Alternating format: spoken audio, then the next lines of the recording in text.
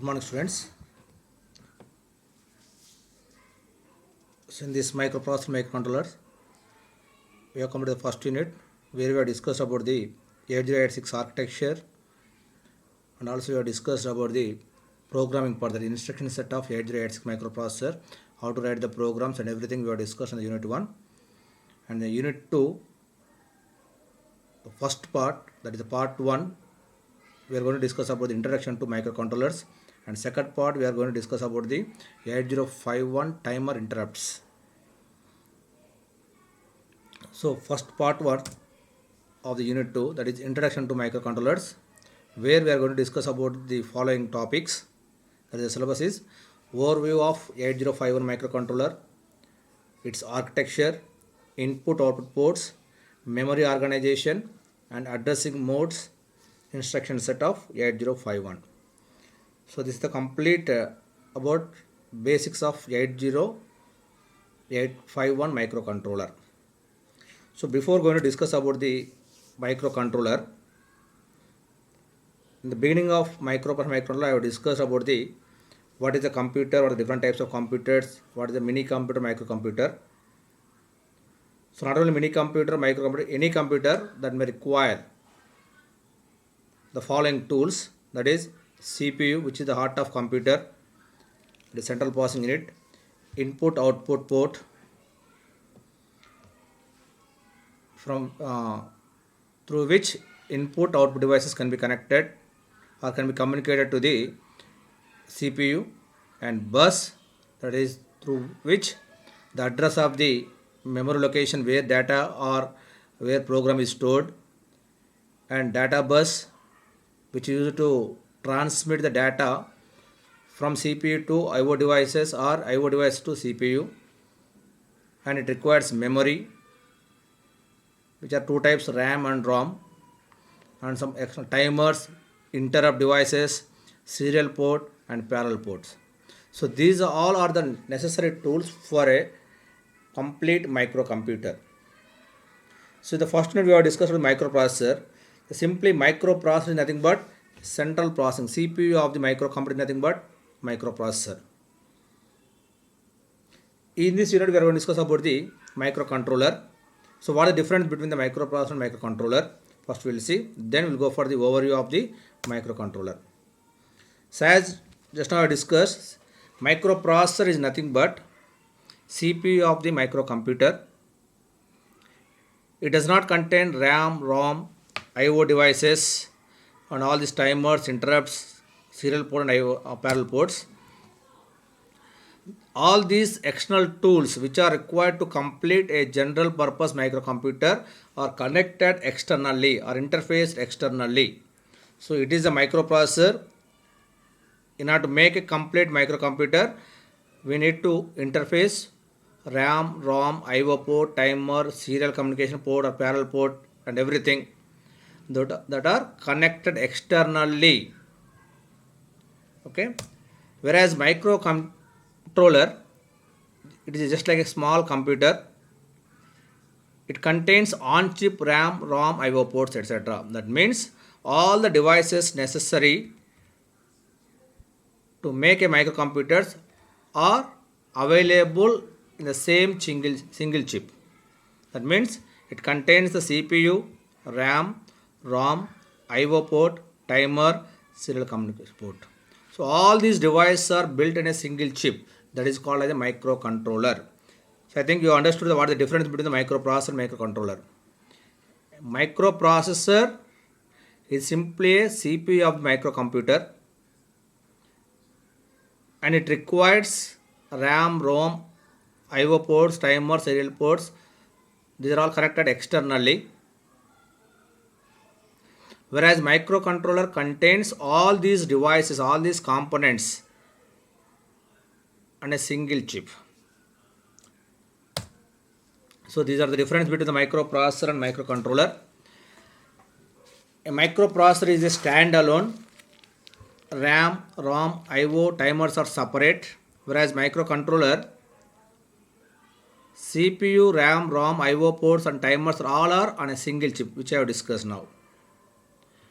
And designer can decide on the amount of ROM and RAM and also IO ports because we can connect externally. Whereas microcontroller is having a fixed amount of ROM, fixed amount of RAM, and fixed number of IO ports. Because all are on the same chip. And the overall cost of the microprocessor system, which is built around a CPU, memory, and other peripherals, is high as compared to microcontroller based system. And whereas a large PCB is required for assembling all these components, resulting in an enhanced cost of the system for microprocessor. Whereas all these components are fabricated on the same chip, so there is a very less cost. Okay, the space required is also very small. So for those purpose, we are using microcontroller where the cost or investment is less and where space requirement is critical, then we will go for microcontroller. Why? Because it is available with the low cost and power and space requirements are very less. That's why we'll go for microcontroller. As you know that this microprocessor can be connected with all the discrete components. So as these discrete components are used, the system is not reliable nor it is easy to for troubleshoot such a system. Whereas it is very easy to troubleshoot, that is microcontroller is very easy to troubleshoot. And the microprocessor can be used for general purpose applications just by connecting our desired memory, desired timers or interrupts or maybe IO devices. We can use a single microprocessor to any application. The same microprocessor, just by changing the program or by changing the external devices, you can use for some level control or temperature control, anything. Whereas a microcontroller, which is already a special purpose device, okay, it cannot be used for general applications. A microcontroller which is designed for a temperature control in a refrigerator, so that should be used for the same application, for the single application. It cannot be used for level control or it cannot be used in an air conditioner. Whereas the microprocessor which is used in air conditioner, the same can be used in a refrigerator by changing the program or by changing some external components. So that's why microprocessor is a general purpose, microcontroller is single purpose microcontroller. And in addition to these differences, there are some other differences. Microprocessor based systems are bulkier and expensive. Why? Because already I have discussed all these components can be connected externally. Whereas microcontroller based systems are small in size and also inexpensive. Next, microprocessor based system design is flexible because the user can decide the amount of input out devices or number of timers required to perform a particular task. Whereas in this microcontroller, the system design is not flexible because microcontrollers have fixed amount of memory, fixed number of IO ports and timers which are embedded in it. Microprocessor has many instructions for moving the data into or out of the external memory, whereas microcontroller has few instructions for accessing external memory. So these are the differences between the microprocessor and microcontroller. So as already we have discussed in the evolution of microprocessor, we have discussed what is the Intel when it invented the microprocessor, 4-bit microprocessor, 8-bit microprocessor and controllers also. So there are different types of microcontrollers. Those are 805 microcontroller, which was invented in year 1980 with 4 kilobytes of ROM and 128 bytes of RAM, a serial port and two 16-bit timers, 32 input pins. And this version has many additions and improvements over the years and remains a most convenient tool for today's circuit designers. The same Intel Corporation introduced a 16-bit microcontroller, that is 8096 in the year 1982. But as per our syllabus, we are going to discuss about the 8051 microcontroller. Our syllabus includes 8051 microcontroller, but there is some family of MCS family of 51 family of microcontrollers which are having almost similar specifications. Just we will have some look on the comparison of all the specifications or features. So those features we are going to discuss is ROM, RAM, timers, IO pins, serial ports, interrupt sources. So 8031 is not having any ROM which is embedded. So that is, it is a ROM-less microcontroller. Whereas 8051 is having 4 kilobytes on chip ROM, that is internally it is having 4 kilobytes. 8052 is having 8 kilobyte. Whereas 8751 it is also MCS 51 family which is having 4 kilobyte UV EPROM.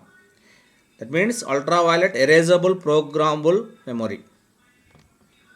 Whereas RAM 8031 is having 128 bytes of internal RAM. 51 is also same. Whereas 8052 256 bytes of RAM. 8751 128. Similarly, timers, number of timers are 2 in case of 8031, 2 in case of 8051, 3 in case of 8052 and 2 in case of 8751. Number of input output pins for all this family only 32 pins, whereas only one serial port is available for all the cases. Whereas interrupt sources are 6 for 8031 and 8051, whereas for 8052 8, 8751 6. So if you observe the features of 8031 and 8051, both are almost having the same features. The only one thing is 8031 is not having ROM, whereas 8051 is having 4 kilobytes of internal ROM. That's why sometimes you can call 8031 as ROM-less 8051 microcontroller. Everything is same, just it is not having ROM. Or if you connect a 4 kilobytes of RAM externally, then it becomes 8051 almost. So as per our syllabus, we should concentrate on only 8051 microcontroller. So this 8051 microcontroller is a 8-bit microprocessor, 8-bit CPU optimized for different applications. That means the ALU of this 8051 can perform 8-bit operations at a time. Whereas we have discussed the microprocessor 8086, that is 16-bit microprocessor. But whereas 8051 is a 8-bit microcontroller. And it is having 64 kilobytes of memory address space. That means it is having addressing capability of 64 kilo. That means you can address 65,536 memory locations which can be connected externally. Because internally already is having 4 kilobytes of on-chip RAM, 128 bytes of on-chip data memory, that is RAM. So if you want to extend, you can, it is having the extend capability is 64 kilobytes of memory. And they are having 32 bidirectional individually addressable IO lines, or that is called a bit addressable input output lines. So whereas for 8086 microprocessor, we need to have some 8255 programmable peripheral interface to connect with some other input output devices. Whereas this 8051 microcontroller is having internally 32 bidirectional, that means which can take the data, which can give the data by using the same lines. So all individual lines can be addressable individually. And it contains two 16-bit timer or counters. The same devices can be used as timers and counters. And full duplex UART. So full duplex means which will provide both sending as well as receiving. There are 3 types of communication actually, that is simplex, half duplex, full duplex. Simplex means from one point to other point only either sending is possible. At a time sending and receiving is not possible. Only from point A to B, only we can send the data from point A to B. That is nothing but simplex. You can only send the data, you cannot receive. That is called as simplex. Half duplex. So once you can send the data from A to B, and after completion of this receiving the data, the B can send. Simultaneously both is not possible. Whereas full duplex, simultaneously you can send and you can receive the data. That is nothing but full duplex. So it contains a full duplex UART, Universal Asynchronous Receiver Transmitter. And it is having some interrupt structure with 2 priority level, that may be 6 interrupt structures. And also it is having on-chip clock oscillator. So among all these features, we can segregate, these are some important features.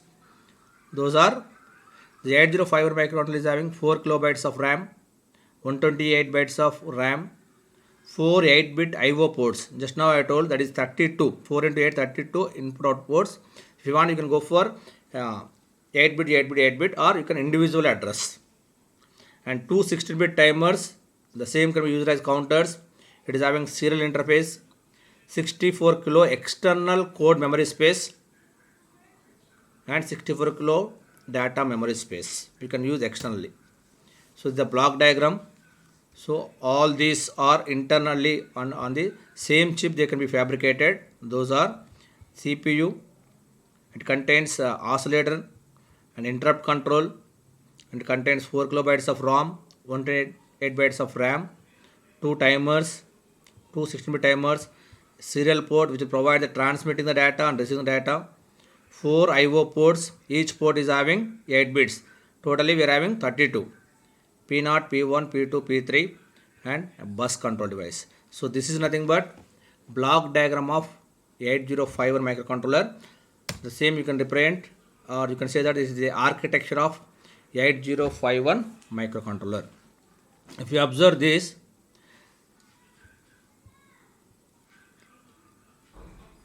here this is called a port 0 pins, which are port 0. P0.0 to P0.7, that is 8, and port 1 here, these are 8, port 2 again 8, port 8, total 32 IO pins. So these are connected to our CPU through some drivers. These are called as port 0 drivers, port 2, port 1, port 3 drivers. And it contains some internal registers.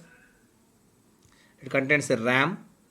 And RAM can be addressed by using a special register called as RAM address register. And using some latch, this can be communicated. The information from this port can be communicated through this port 0 latch. This may be port 2 latch, port 3, port 1. Port 1 and this is port 3. And it contains stack pointer. I will discuss in detail about all these components. Stack pointer, accumulator, B register, and these two are temporary registers, TMP1, TMP2, and next ALU, arithmetic logic unit. And this is nothing but program status word, which is almost similar to flag register of 8086 microprocessor. And timing and control unit, some instruction register, and there are some other extra registers, data pointer, DPTR, program counter incrementer, buffer, program address registers. So these are the basic elements of 8051 microcontroller. It contains different registers, general purpose registers, register B, accumulator, and these two are temporary registers, and arithmetic logic unit, program status word, it is also a register, and there are some special registers, data pointer, program counter, PC incrementer, buffer, and program address register, and also it is having some RAM address register. Okay, so we will see this some briefly. So this architecture consisting of 8-bit CPU with registers A and B. So accumulator can also be called as register A and register B. It is 8-bit microprocessor. It is 8-bit CPU with registers A and B. It consisting of internal ROM, and it consists of 16-bit program counter and data pointer, 16-bit program counter as well as data pointer. It consisting of internal RAM of 128 bytes. So this is the RAM, internal RAM of program counter as internal RAM of 8051, and consisting of two 16-bit timers or counters, 4 8-bit ports, 3 interrupts and 2 external interrupts, 3 internal interrupts and 2 external interrupts, control register and oscillator and clock circuits. So completely this 8051 microcontroller consisting of A and B CPU register. In addition to that, 32 registers also there. So totally you can say that the 8051 contains 34 general purpose, or you can say that working registers. Among these, two are register A and register B. So as already I have discussed about the accumulator. In case of 8086, that generally that is used to store the result of an instruction immediately into the accumulator. In the similar way, in this also the accumulator or register A is used to store the result. That otherwise you can say that the intermediate result is stored in the accumulator register, that is ACC, for next operation. And there is another register called B register. It is a register just for multiplication and division operation, which requires more register spaces for product of multiplication and quotient and remainder for the division. As already we have discussed, for example, if you are going to multiply two 8-bit numbers, the result may be 16-bit, that is more than 8-bit. This 8051 microcontroller is having only 8-bit register, so that we require some extra register, so that register is B register. In case of multiplication, we require more than 8-bit operation, 8-bit result. Whereas for quotient multiplication, we are getting two types of results, quotient and remainder. So in order to store that, we are using the register B. Okay. So actually we are going to discuss about general purpose 32 registers that we will discuss completely after this architecture. After this overview, we will discuss in detail each and every one. Program status word. As already I told that this is similar to flag register. This program status word contains math flags. What is math flag? You can say that is nothing but mathematical flags. When you are using some mathematical operations, the result of that mathematical operation can be the result can affect these mathematical flags. In that, user program flag F0 and register select the bit that identify which of 4 general purpose register bank is currently in use by the program. So I will discuss the general purpose register also.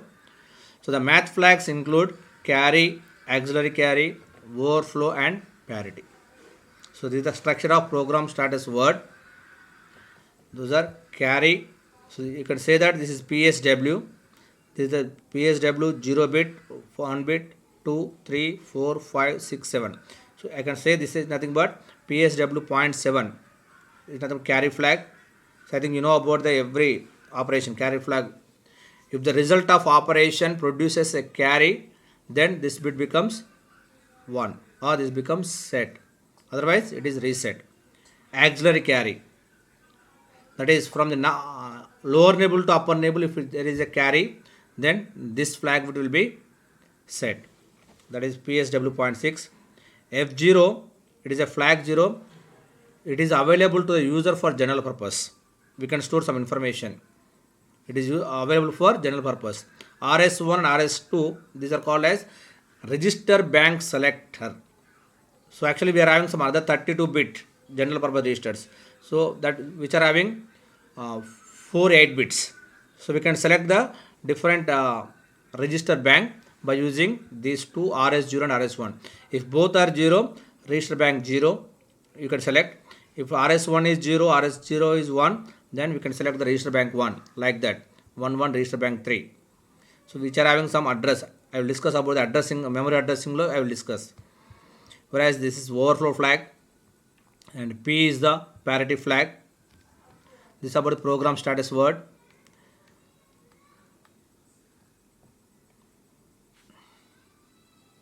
So also this 8051 microcontroller having its own oscillator and clock. So this requires an external oscillator circuit that usually runs around 12 megahertz. Whereas for 8086 we require external oscillator which is having almost 3.5 megahertz. But here it provides some 12 megahertz. It generates 12 mega pulses in 1 second.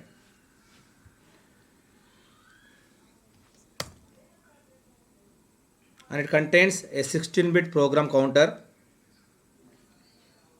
So again we will discuss in detail in the next session. Data pointer which holds the address of the data in the memory.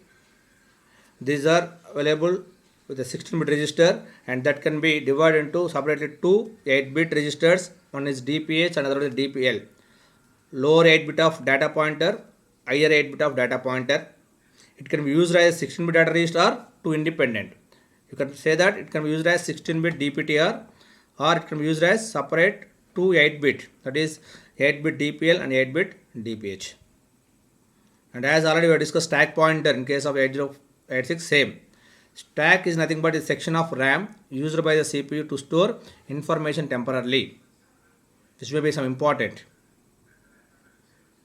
So it is a separate part of RAM that can be used by the CPU to store the information temporary purpose. This information could be a data, maybe an address. So this stack pointer is a 8-bit wide. So in order to take the data from the stack or into the stack, we are using the two instructions called as push and pop, which are almost similar to our 8086 microprocessor. So this is about the normal overview of the microcontroller. The remaining part after this architecture we have to discuss as per our syllabus. What are different I/O ports, memory organization, everything we'll discuss in the next session, in the coming sessions. So just to have a review. Microprocessor is nothing but the CPU of the microcomputer, which needs RAM, ROM, I/O ports, timers and serial communication ports externally. So all these are connected externally to make a complete microcomputer. Whereas microcontroller is you can say that it is a small computer in which all these components are inbuilt, that is on single chip. So CPU, RAM, ROM, I/O port, timer, serial communication port, everything built on the same chip. The difference is the same. It requires all these separately. RAM, ROM, I/O, timer are separate, whereas in this all are on the same chip. So since they are connected externally, you can decide the amount of ROM, RAM, whereas here they are inbuilt, so they are fixed. They said RAM, ROM and I/O ports, number of I/O ports are fixed. Since we are need to connect all externally, the space is more and cost is more, that's why it is expensive. Whereas microcontroller, it is available with low cost and it requires very small space. Microprocessor is general purpose, used for general applications, whereas microcontroller is for single purpose applications. So there are different types of MCS microcontroller. Intel's MCS 51 family, those are 8031, 51, 52, 751. So almost if you observe these properties or features, 8031 and 8051 both are same, where 8031 is not having any ROM internally, whereas 8051 is having 4 kilobytes of ROM. So there are some features.